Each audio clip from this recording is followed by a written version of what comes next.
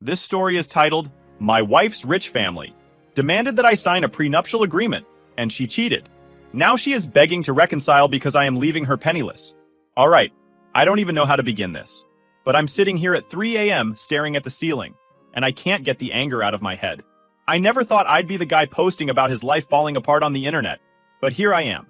My 47 million wife, 45 female, of over 20 years cheated on me. Let me just put that out there. 20 freaking years. I trusted her with everything. My time, my love, my kids, and she blew it up for some guy who's closer to our kids' age than hers. I don't even think I'm fully angry yet. It's more like a dull, numb ache that's taking its sweet time to hit me properly. But here's where the story starts. Way before all this mess.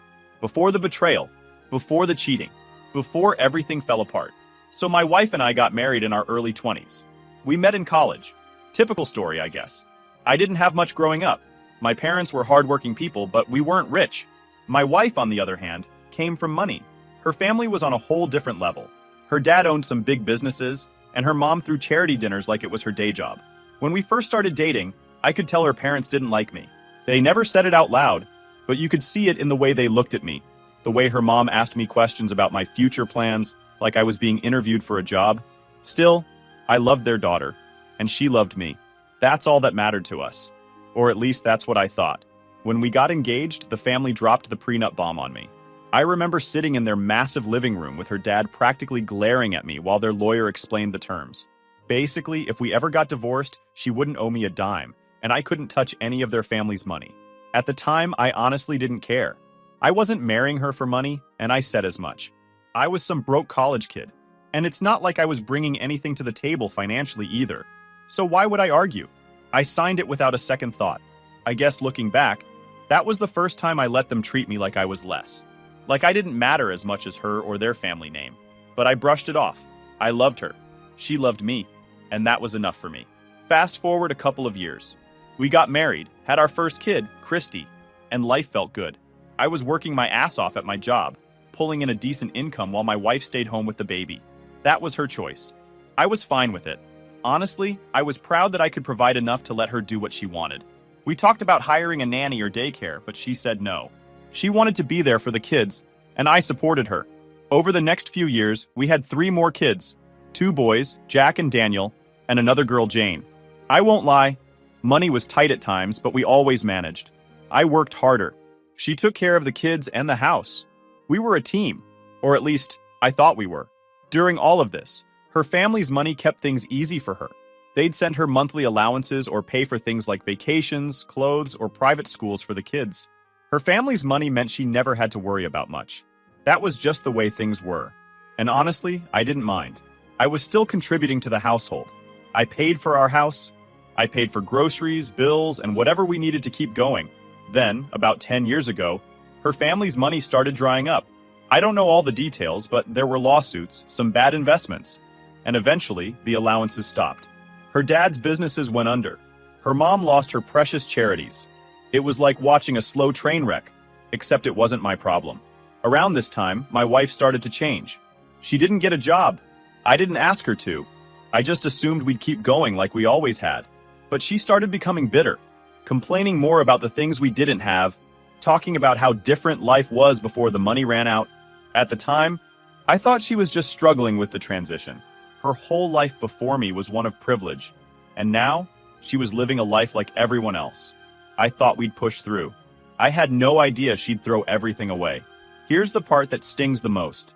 After 20 years of me being the stable one, of me being the provider while she stayed home, the prenup is screwing her, not me. She has no alimony rights because of it. That was part of the deal, and at the time, she and her family didn't think it'd ever matter. But now that she's cheated, now that I'm leaving her, she's realizing what that prenup actually means. The only thing we own together is our house. It's paid off, but the upkeep, taxes, and HOA fees are not cheap.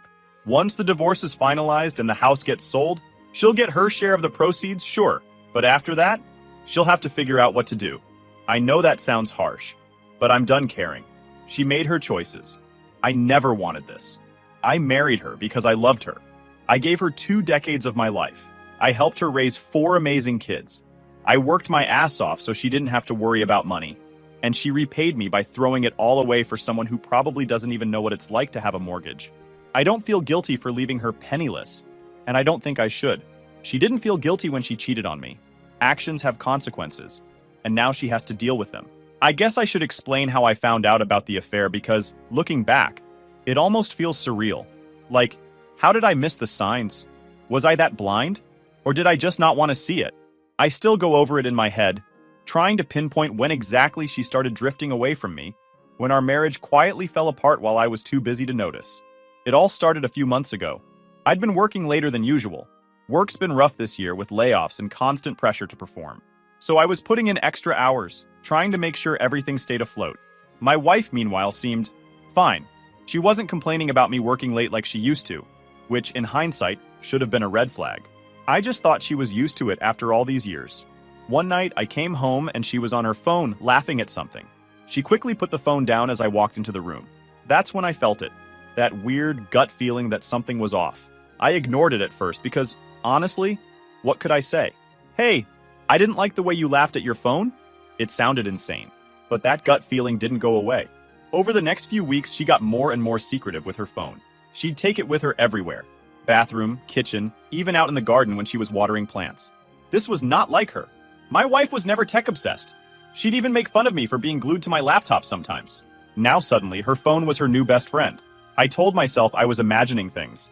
After 20 years, I thought I knew her better than anyone. I kept brushing the feeling off, convincing myself it was stress or paranoia. But then there were the weird errands. She started going out to run errands more often than usual. Always alone, always at odd times. I'd come home and the kids would say, "Mom just left to grab some groceries," or "She said she's picking up a gift for someone." The tipping point came when I saw her car parked at a strip mall across town one day. I had left work early, completely unplanned, because one of my meetings got canceled. I was driving through the area to grab lunch when I spotted our car. I figured she must have been shopping, but as I pulled into the lot, I saw her sitting in the car with someone in the passenger seat. I couldn't see his face, but I knew immediately it wasn't one of our kids. I froze. I remember gripping the steering wheel so hard my knuckles turned white. I didn't want to confront her right then and there. I don't even know why. Maybe I was scared of what I'd find out, or maybe I was trying to give her the benefit of the doubt. I just sat there for a minute, staring at the car, before I turned around and drove home. That night, I couldn't look at her the same. Every word she said, every smile she gave me felt fake. Like I was seeing her through a completely different lens. It ate away at me, and I knew I had to find out the truth. I'm not proud of what I did next, but I'm also not sorry. I went through her phone. She'd left it charging in the kitchen while she was taking a shower, and I finally had the chance to look. The password hadn't changed, so I got in right away. The messages were all there. Dozens of texts to someone named Ryan. I read through everything, and my stomach dropped with each word. They'd been seeing each other for months. The texts weren't even careful. They were flirty, suggestive, and downright disgusting at times. Stuff like, "Can't wait to see you again," or "Last night was amazing." There were a few pictures too. Nothing graphic, but enough to tell me exactly what was going on. It felt like the ground disappeared beneath me. I stood there in the kitchen with my wife's phone in my hand, shaking. My head was pounding. I put the phone back exactly where I found it and walked outside because I couldn't breathe. I don't know how long I stood in the yard, staring at nothing. But eventually, I went back inside. She came out of the bathroom with her hair wet and asked if I wanted to watch a movie later. She smiled at me. Smiled. Like nothing had happened. That's what I can't get over. How easily she could lie to me, look me in the eyes, and pretend everything was fine. That night, I didn't say a word. I slept, or pretended to, on my side of the bed, while she snored softly next to me. I lay there staring at the ceiling, trying to figure out what the hell I was going to do. Part of me wanted to wake her up right then and confront her, scream at her, demand answers. But another part of me felt numb, like if I stayed quiet long enough, maybe I could pretend I hadn't seen anything. The next day, I called a lawyer. I didn't say a word to my wife. I just left for work, sat in my car for an hour, and then found a divorce attorney who came highly recommended. I didn't want to play games. I wanted to know my options and what I could do to get out of this marriage as cleanly as possible. My lawyer was great. She walked me through everything calmly and told me I needed to act smart, not emotional. She said not to confront my wife yet and to start gathering evidence. The texts were a good start, but I needed more. So for the next week, I pretended everything was fine. I acted normal while quietly gathering proof, bank statements, her location history, screenshots of messages. I felt like a damn detective in my own house. It was the worst week of my life. Finally, I had enough. My lawyer filed the paperwork, and my wife got served the next morning. Her face when she opened the envelope is something I'll never forget. Shock, confusion, maybe even a little fear. She looked up at me, and all I said was, "I know." I didn't yell. I didn't explain. I just walked out of the room. I'll never forget that day because it was the last time I felt like my life was still somewhat in my control. Little did I know things were about to get even messier. I'll be honest. When I first found out about the affair, my biggest concern was keeping it between me and my wife. I didn't want my kids dragged into it. They didn't deserve this mess. And I didn't want to shatter their relationship with their mother. I figured the less they knew, the better. I thought I was protecting them. Of course, that's not how it went. The moment my wife got served with divorce papers, she decided to flip the script. Instead of dealing with what she'd done, she ran straight to our kids and turned on the waterworks. I wasn't there to see it firsthand, but apparently, she sat them all down in the living room and told them I was giving up on the family and rushing to divorce over one mistake. One mistake. That's how she described it. Like forgetting to take out the trash or being late for dinner. Jack, 18 million, our youngest, was the first to come to me about it. He's always been the no-nonsense kid of the family. He knocked on my office door one evening, sat down, and flat out asked me, "Dad, what's going on?" I tried to keep it simple. I said, "Your mom and I are having some serious issues, and we're not going to stay together." He nodded, processed it for a second, then asked, "Did she cheat?" The question hit me like a punch. I wasn't expecting him to put it together so fast, but Jack's always been sharper than people give him credit for. I didn't lie. I said, "Yes, she did." I saw the anger flash across his face, but he didn't say anything else. He just nodded again and left. That was the start of it. From there, the other kids started asking questions. Jane, 20F, texted me first. She's quieter than her siblings, more reserved, and I think she was trying to feel me out. She asked if it was true I'd filed for divorce. When I said yes, she just replied, "Okay." No follow-up, no judgment. Jane's always been the type to keep her thoughts to herself, but I could tell she was hurt. Daniel, 19 million, on the other hand, was more upset about the situation as a whole. He called me a few days later and asked if there was any way we could work it out for the family. I had to explain to him that trust is everything in a marriage, and once it's gone, you can't get it back. I told him I couldn't spend the rest of my life with someone who looked me in the eyes and lied to me. He seemed to understand, even if he didn't like it. Then there's Christy, 22F. I saved her for last because, honestly, her reaction has been the hardest for me to deal with. Christy has always been close to her mom, closer than she's ever been to me. That's not to say we didn't get along, but I was the strict parent, the one who made the rules and enforced them while my wife played the fun, easygoing mom. So I wasn't surprised when Christy took her side immediately, but it still hurt like hell. She showed up at my house one evening, practically demanding to talk to me. I let her in, and she wasted no time tearing into me. "Why are you doing this to Mom?" That's the first thing she said. Not a question about what happened, not asking for my side of the story, just accusing me. I stayed calm because, at the end of the day, she's still my daughter, and I love her. I told her the truth, plain and simple. Her mom cheated. I said I couldn't forgive that, and I wasn't going to pretend like everything was fine. Christy shook her head and started crying. But she's sorry. She knows she messed up, and she wants to fix it. I couldn't hold back at that point. I told her, "Christy, this isn't something you fix. This isn't a broken plate you can glue back together. Your mom made choices that destroyed this marriage. I'm not going to stay married to someone who doesn't respect me." She looked at me like I'd slapped her. "You're just giving up," she said. "You're destroying this family because you're too proud to forgive her." That's what broke me. I wanted to yell. I wanted to scream that I'd given 20 goddamn years to this marriage, and her mother was the one who destroyed it. I bit my tongue, though, because yelling wouldn't solve anything. Instead, I told her, "Christy, I love you, but this is between your mother and me. You don't understand everything, and it's not your job to fix it."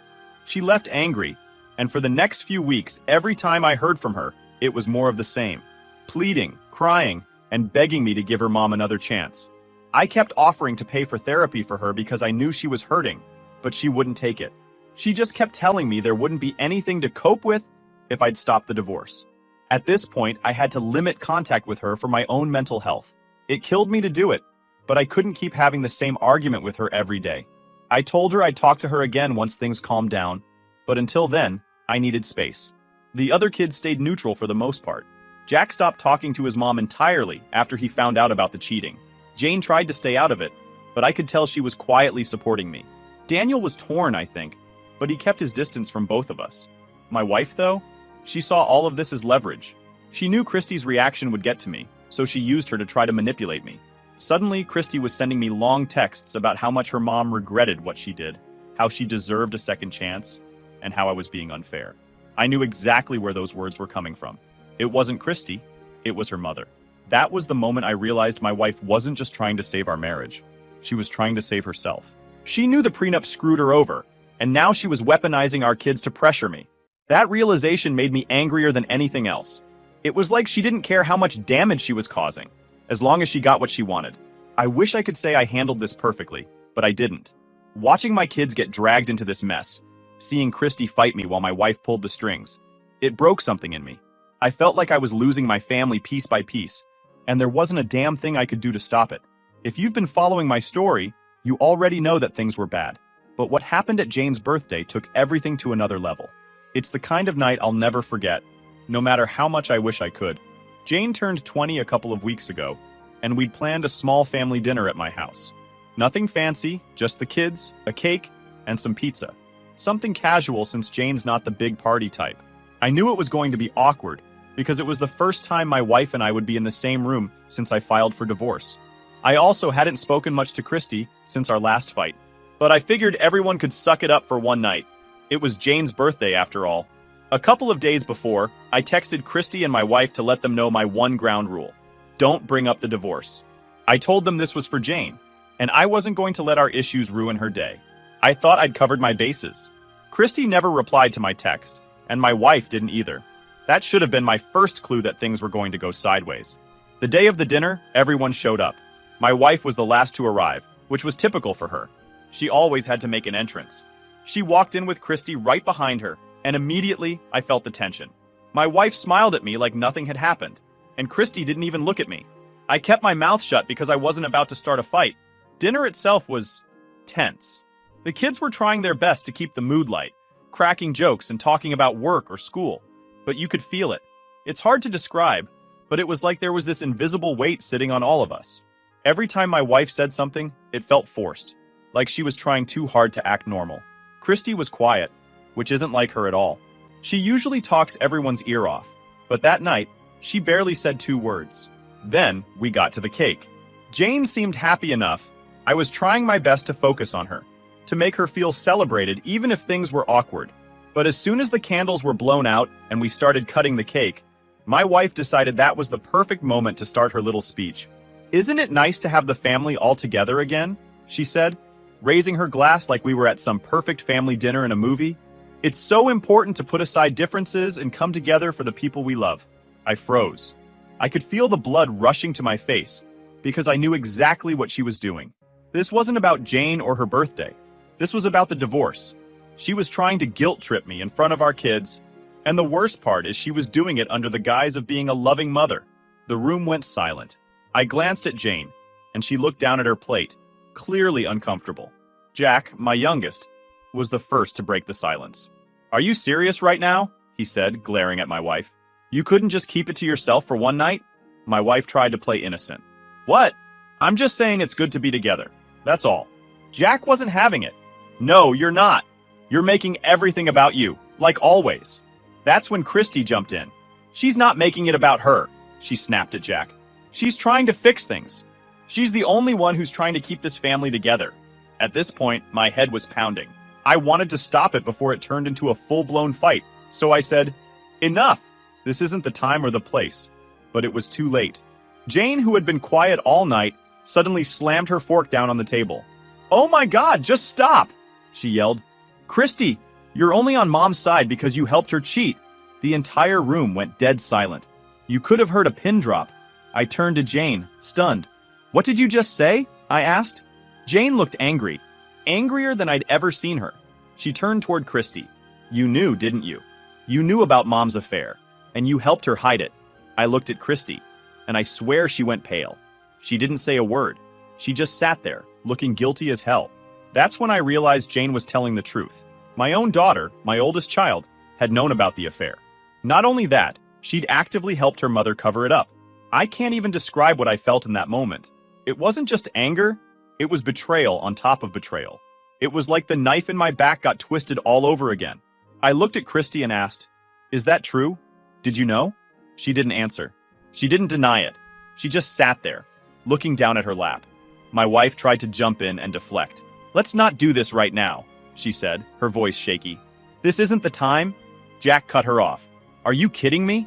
You did this and now Christy helped you? You're unbelievable." The whole dinner turned into chaos. Jane stormed out of the room. Jack was yelling at Christy, and Daniel was just sitting there, completely stunned. I didn't know what to do. I was too angry, too hurt, too overwhelmed to even process what was happening. I stood up, looked at Christy and said, "We're done talking for now. I can't even look at you." Then I walked out. I sat in my car for probably an hour that night, trying to process it all. My wife had betrayed me, but Christy? I never thought she'd be capable of something like this. I get that she's close to her mom, but covering up an affair? Helping her lie to me? That's something I don't think I can ever forgive. When I went back inside, the house was quiet. Everyone had left. I sat in the dark for a while, feeling like everything I'd built was crumbling around me. That night, I decided I couldn't keep trying to fix things with Christy. Not now. Not after this. I'd already lost my wife, and now I felt like I'd lost my daughter too. After Jane's birthday dinner blew up, I spent the next few days in a fog. I barely slept. I'd sit at the kitchen table with a cup of coffee that would go cold, just staring at nothing. The silence in my house, which used to feel comforting after a long day, now felt heavy and suffocating. It's weird how everything can look the same, but nothing feels the same anymore. The truth is, what Jane revealed about Christy broke me in a way I didn't think was possible. I always assumed that if my marriage ever fell apart, and let's be honest, no one thinks it will, my kids would still be my anchor. I figured no matter what happened between me and their mother, they'd at least understand I did everything I could for this family. But finding out that Christy, my oldest daughter, the one I carried on my shoulders as a toddler and stayed up late helping with homework as a teenager, knew about the affair and helped cover it up, that hit me like a freight train. I couldn't wrap my head around it. How do you even process something like that? Was she lying to my face all these months too? How long had she known? Did she sit at the dinner table with me, laughing at my jokes, while knowing her mother was sneaking around behind my back? It made me question everything.